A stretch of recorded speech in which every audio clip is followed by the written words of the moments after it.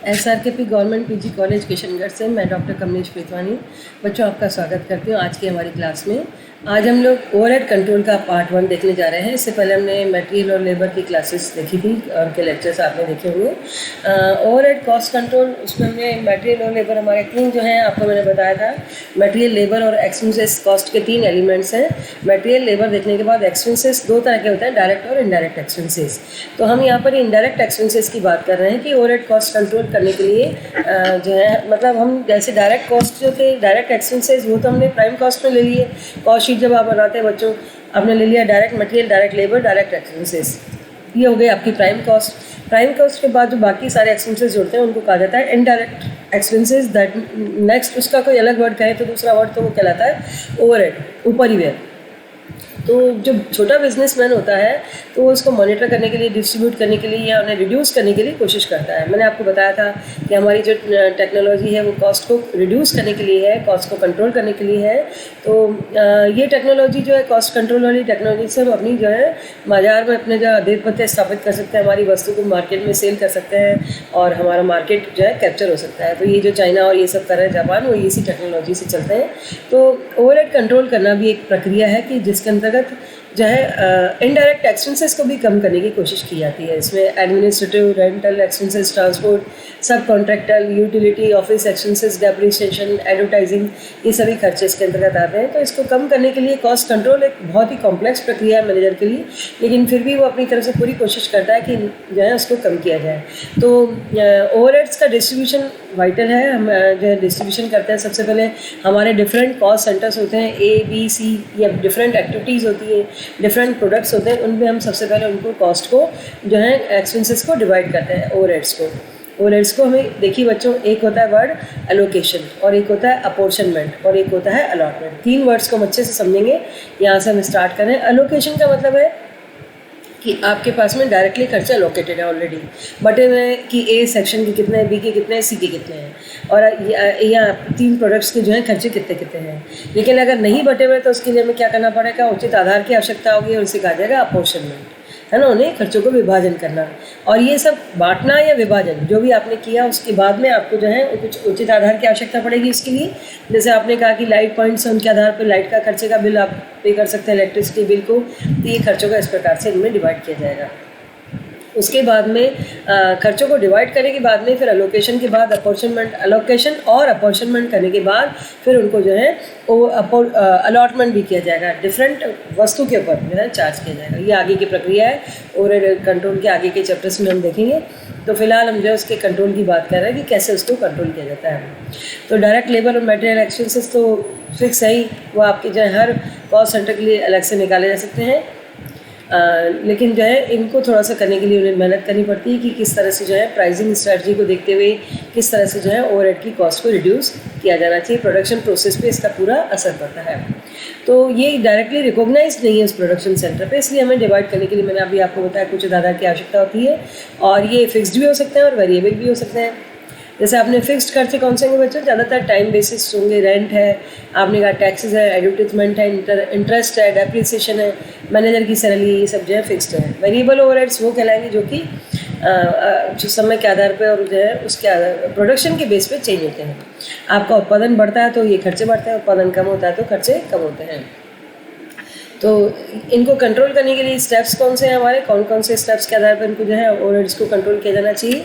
हम इसमें कहते हैं न्यूमरस इसके लिए टेक्निक अपनाई जाती है। हम वर्किंग कैपिटल को कम कर रहे हैं अपनी, है ना, this includes decreasing working capital, कार्यशील पूंजी को कम किया जाए तो खर्चे भी जो है कम होंगे हमारे। Implementing total quality management follow किया जाना चाहिए, है ना, कि जहाँ पर भी कहीं किसी प्रकार का नुकसान हो रहा है या किसी प्रकार का क्वालिटी में नुकसान हो रहा है तो उसको कंट्रोल करने की कोशिश की जाती है। कंट्रोलिंग सेल्स कॉस्ट, सेल्स की कॉस्ट को भी हम जो है कंट्रोल करने की कोशिश करते हैं। सेल्स कॉस्ट जो है आपकी जो है कम रहनी चाहिए। स्टडिंग मेंटेनेंस कॉस्ट, आपकी मेंटेनेंस कॉस्ट है उसको भी कंट्रोल करते हैं हम। जो भी हमारे बिजनेस को मेंटेन करने के लिए खर्चे लग रहे हैं प्रोडक्शन मेंटेनेंस के लिए। डिक्रीजिंग ट्रांसपोर्टेशन एक्सपेंसेस, हम ट्रांसपोर्टेशन के खर्चों को भी कम करने की कोशिश करते हैं। तो वर्किंग कैपिटल बच्चों आप समझते हैं जो फंड जो कि इन्वेंट्री या प्रोडक्शन में हमारा जो पैसा लग रहा है ना, करंट पूंजी जो हमारी कहलाती है, current assets minus current liabilities, that is called working capital. When raw materials, inventories and accounts receivables are managed properly, it will decrease the working capital, है ना. आपकी जो अगर रॉ मटेरियल और इनको आपने प्रॉपर मैनेज किया तो आपकी कार्यशील पूंजी कम लगेगी. Since most overhead cost are fixed, increase sales will apparently reduce per unit overhead.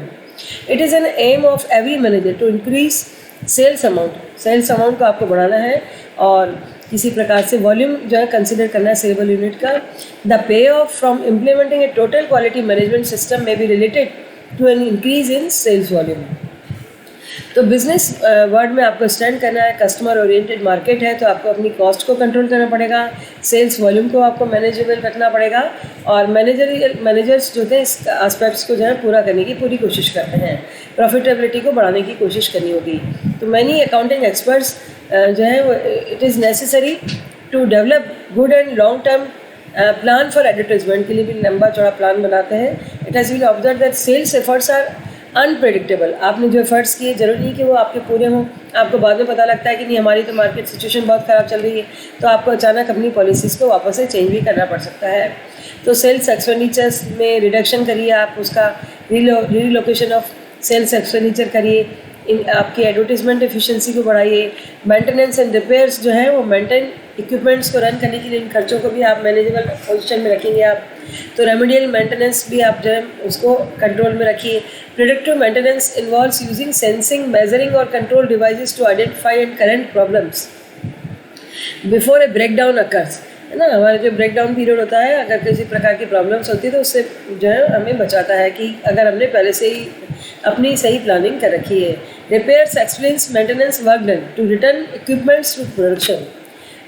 Preventive maintenance involves work undertaken on a fixed schedule when corrective maintenance is not justified. Predictive maintenance cannot be applied and repair maintenance is too costly.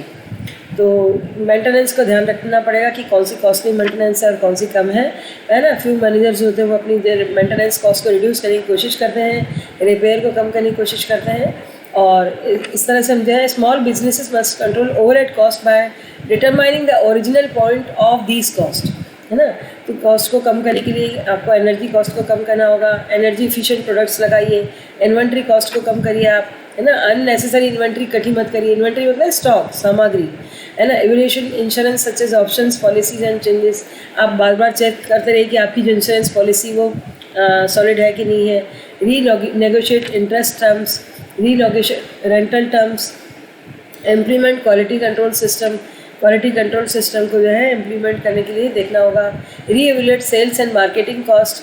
Study maintenance cost, है ना. Decrease transportation cost. ये सब जो factor है ये हमारी cost को कम करने में हेल्प करता है. ट्रांसपोर्टेशन कॉस्ट को कम करना है, मेंटेनेंस कॉस्ट को कम करना है, मार्केटिंग कॉस्ट को कम करना है. जितनी कॉस्ट को आप कम कर सकते हैं उतना ही आपका जो है बिजनेस का सरप्लस आपका बढ़ेगा, प्रॉफिट आपका बढ़ेगा. क्योंकि because sales minus cost equal profit. Cost को कम करना है, कॉस्ट का कटेल करना है, रिडक्शन करना है, और आपके प्रॉफिट को बढ़ाना है.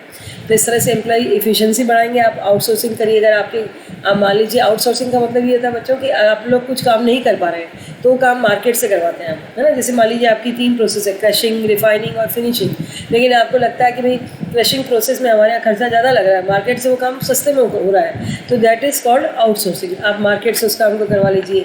ऑटोमेशन कराइए, मशीनें ऐसी लगाइए कि सारा काम अपने आप होने लग जाए, हाथ का काम कम हो. टास्क कंसोलिडेशन, है ना. आपका टास्क जो है वो कंसोलिडेट हो जाए कि भाई बिल्कुल काम कंप्लीट होकर के समाप्त हो जाए, समाप्ति की हो जाए. तो ये सब जो प्रोसेस हमें फॉलो करने पड़ेंगे. Focus on profit margin. Profit margin हमारा कितना हो रहा है ये भी हमें चेक करना पड़ेगा. ऐसा नहीं कि हम जो है ज़्यादा मेहनत करने के बाद भी प्रॉफिट अर्न नहीं कर पा रहे हो. Carefully listen to market and future trends. Ask employees for their suggestions to lessen cost. तो एम्प्लॉयज़ को भी आप इस सिस्टम में इन्वॉल्व कर सकते हैं ओवरहेड कंट्रोल में. ये एक प्लानिंग, एलोकेट, कंट्रोल, मॉनिटरिंग करने वाली प्रोसेस है लंबी चौड़ी. It is an important preparation for a strong profitability analysis. अगर हम चाहते हैं कि हमारा प्रॉफिट अच्छा रहे तो हमें जो है ओवरहेड्स को कंट्रोल करना चाहिए. धन्यवाद.